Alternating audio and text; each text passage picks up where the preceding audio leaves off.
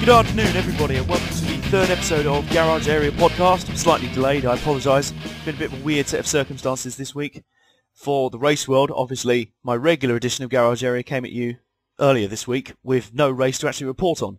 So here's a second instalment for the week, actually reporting on the eventually rain-delayed, but eventually very action-packed Advocare 500 at Atlanta, and it was a very, very good race. Apologies to any of you who weren't able to watch it due to school or work or anything. Very gutting, and for the guys who actually stuck around in the grandstands for the race, they were rewarded with what was a very entertaining race, quite surprisingly. But to be honest, it's very odd. Most rain-delayed races seem to be very entertaining. I mean, the Watkins Glen one was brilliant. There was a nationwide series race many years ago, I think, at Darlington, where it was rain-delayed to Monday, and there was a brilliant finish in that. So it almost seems to be a reward from somebody, you know, fate or God or something, as if to say, hey, you've stuck around. You know, I think you deserve a bit of action. So, and this was the case again at the Advocare 500 at Atlanta. So let's start with the obvious, starting at the front. The winner being Jeff Gordon, who managed to fight off Jimmie Johnson in a thrilling final 10 laps, a real showdown between the two. And the victory moves Jeff Gordon to third on the overall wins list. And if I'm right, first in the modern era wins list, i.e. from about 1974 onwards, I think it is, where the schedule was standardised, etc., etc. So, dismissing the fact that Richard Petty has 200 wins because a lot of them came on dirt tracks on a Thursday night, or, you know, whatever. Not dismissing Richard Petty's record or anything, but you know what I mean. So, it was a fascinating race. Well done to Jeff Gordon, a brilliant victory. But something fascinated me about the battle between him and Jimmie Johnson, because despite the fact Jimmie Johnson now has actually more championships than him, he is five-time, obviously, five-time chase champion, but we'll go into that in another post. The funny thing, I kept getting a funny feeling, despite all this, that it was almost like Master versus Apprentice. You know, it was a bit of Star Wars almost going on, you know, because Jeff Gordon did pretty much get Jimmie Johnson, did introduce Jimmie Johnson to the sport, got him in. Really, Jimmie Johnson wasn't making any waves at all in Nationwide. He wouldn't have been the first driver not to have done that and have had success in Cup. But it was Jeff Gordon. Jeff Gordon technically is his car owner. So, for me, it was almost a fascinating battle between the two. Like I say, despite the fact Jimmie Johnson has the superior record over the last few seasons, it was almost like Master versus Apprentice. And in the end, the Apprentice could not defeat the Master. But it was a fascinating display of driving skill. It was utterly amazing. You know, some of the slides, I think Jimmie Johnson slid all the way from turn 4 to the start-finish line on the final lap. It was just utterly ridiculous. I was sitting here with my friend who isn't really a NASCAR fan, but he's a big motorsports fan anyway. And it was one of the first races he'd ever watched. And the amount of times both of us went, whoa, as they came round in the final few laps with one of them just sideways off of one of the corners. It was just brilliant. Great finish, really entertaining. And a very well-deserved victory for Jeff Gordon. Now, somebody who didn't have so good a day was Clint Boyer, who was already clinging on to a chase spot or whatever through this wildcard thing. He may still be, I don't know. You know me, I've taken a vow not to needlessly speculate about the chase stuff. In fact, watch out, I'm planning to record an open letter to Joe Menza, who wrote an article on NASCAR.com this week saying how we should have the chase in every single NASCAR series. I don't think we should have the chase at all, Mr. Menza, and you'll find out why when I do my open letter in a little while, or my open message rather. Anyway, I'm getting sidetracked. I'm not talking about that in this podcast. Let's move on to Clint Boyer, who got stuffed into the wall by Juan Pablo Montoya, and then proceeded to say some rather mean things about him in the garage afterwards, saying stuff like, nobody likes him, and he's pants, and he just annoys everybody.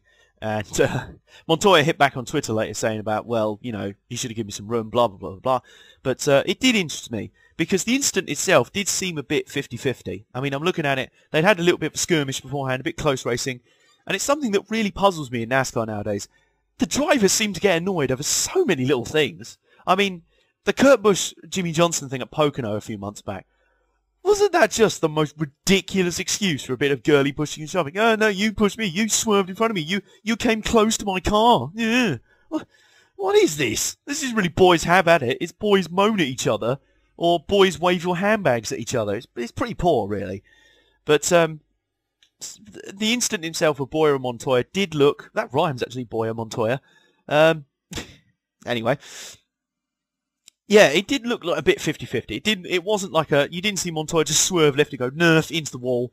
It didn't look entirely deliberate, but I suppose if Boyer's frustrated, he's going to look left and say, oh, Montoya spun me in. They're going to look for a blame there. I don't know. I want to hear your views on it. What do you think about it? And do you think Montoya's reputation is a little bit unfair? He seems to have garnered this reputation as just being a bit of a pants driver who just gets annoyed and like wrecks people. I mean, he is hyperactive. He has got a short temper. We know that. He's very volatile. He was like that in his Formula 1 days and in his Champ Car days. But obviously there was the incident with Kevin Harvick at Watkins Glen a few years back. I remember he had a run-in with Tony Stewart at Homestead a few seasons ago. He just seems to be a very volatile character, and I wonder if it's true that nobody in the garage really likes him. It's one of those bizarre things. But on an aside, if anyone ever tells you, I've had many people, especially in the UK, not many people like NASCAR, a lot of people think it's boring, and a lot of people throw the accusation at it that it's no skill, it's just turning left. Anyone can do that. If you ever hear somebody like that, you can use Montoya as an argument against, because he's a Formula 1 driver, supposedly the toughest series in the world. Now, if NASCAR is really, really ridiculously easy, he should be dominating. He should be swanning to victory every single week. This is so easy, all I've got to do is turn left. But he doesn't, because NASCAR is a lot more than that, and anyone who believes that is an idiot. Anyway, another aside. There's been quite a few of them already. Speaking of the blame game, we have Regan Smith versus Mark Martin, which was another incident that occurred in the race. And this one seemed to interest me, because Regan Smith at the time did not seem angry, but later on Twitter he launched a full-on rage. He literally just rage quit at Mark Martin about, you know, oh look, he's just turned left on the straightaway. What the hell? Is he just like getting old? Is he blind or something? Or is he bitter because he's pants now? He went on some sort of big whinge. And I've looked at the clip a few times over and over, and to be honest, one of those weird things, because Mark Martin just seems to like swerve left and clip Regan Smith, but everyone seems to be swerving. I mean, Kyle Busch making some mad lunge behind him. It's possible that Martin was looking in his mirror going, what the hell is he doing? Oh Christ, I've already taken out Regan Smith. One of those mad things. I mean, the restarts at Atlanta were crazy. They were utterly, it was just like, because of that bizarre mist that kept appearing, that was like some sort of mystical creature. It cannot be picked up on radar. It is the mist that suddenly descends out of nowhere and then vanishes again. Very bizarre. But, yeah, every restart was pretty crazy. I mean, the one where Kevin Harvick literally was just sideways. How he didn't cause like a 20-car pile-up, I have no idea. But it was a weird old day, and it just looks like one of those things where everyone's sort of swerving around, and I don't know. I'm not sure if Regan Smith has much grounds to be annoyed there. Obviously, he's been wrecked, but I don't know. Again, is he making a big deal out of a 50-50 thing? But on an aside, he does raise the question, very similar to my question about Juan Pablo Montoya. I want to know, is Mark Martin getting old and frustrated now? I mean, he seems to have really tailed off, and I know he is entering retirement, but for the last few years, when he retired first time round, Mark Martin seemed to have real self-confidence issues. I mean, maybe it was because, you know, he admitted himself, he did seem to get very harsh on himself. And in 2009, obviously, he had a stunning season, came up second yet again, but he did really, really well, and it was a fantastic season for him. And it's like, yes, this is the Mark Martin of old. But that seems to have gone away again. And maybe it is because he knows that he's finishing up now. Maybe he just really doesn't give a crap, to be honest. I want to know from you, because he just really hasn't been doing much this year, although he wouldn't be the only driver who's been having a disappointing year. And finally, in terms of the roundup from the racing, I won't really go through much of the nationwide racing from either Atlanta or last night's race at Richmond, because yawn, Kyle Busch won last night, boring. Anyway, that's about as much as I'm going to say on that. But I do want to discuss the truck race, the Good Sam Club 200, which Ron Hornaday won in a thrilling race to the line on fuel and tyre mileage.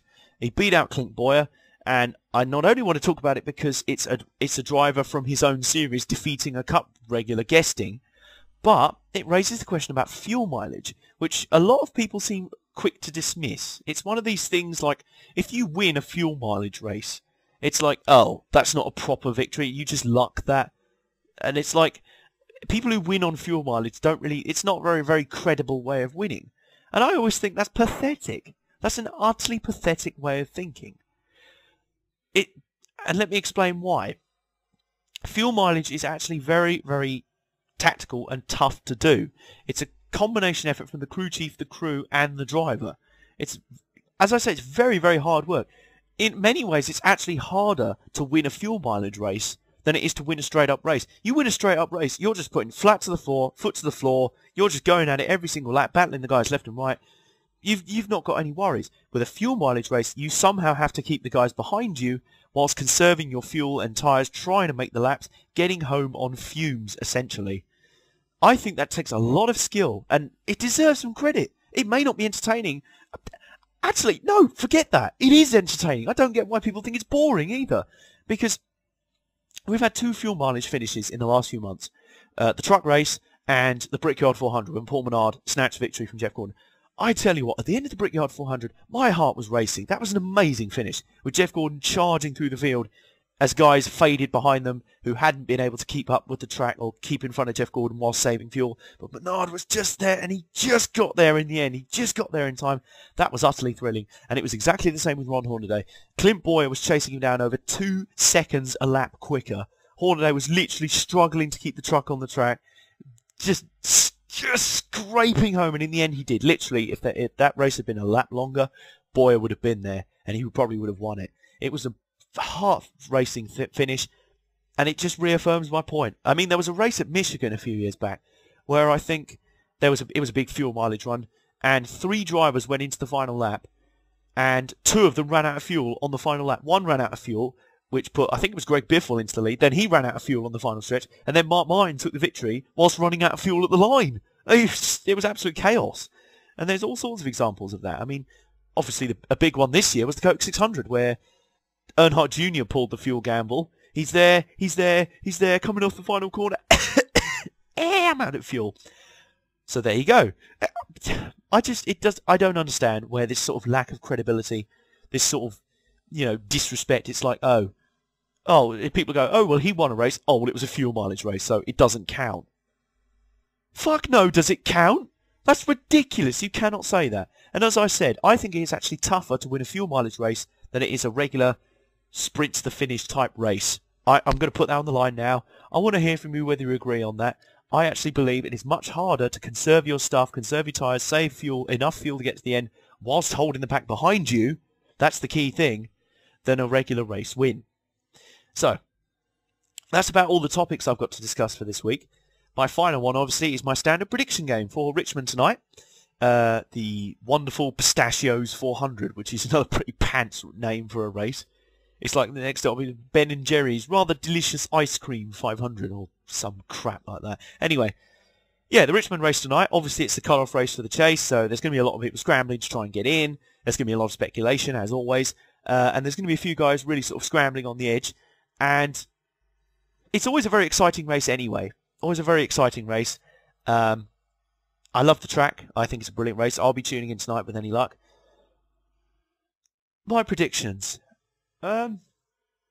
It's hard to work out which one will be the sort of wild card. My pick, not the wild card in terms of the chase, but the wild card in terms of an unlikely winner.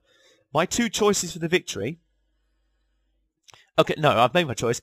My 2 choices for the victory are Kyle Busch and Clint Boyer. One of those 2, Busch simply because he's ridiculously dominant at the track. He's almost made it his home. He's one of the best short track racers out there.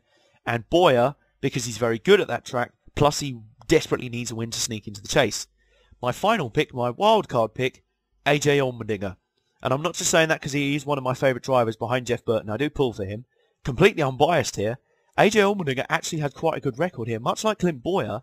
And if he wins, there's an outside chance he could sneak into the top 20 and ergo sneak into the wildcard spots in some weird turn of events.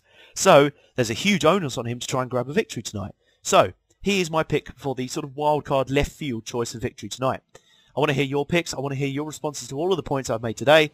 And in the meantime, so long. I hope see you next week, basically. And enjoy the race tonight. It's sure going to be brilliant fun. I'll see you there.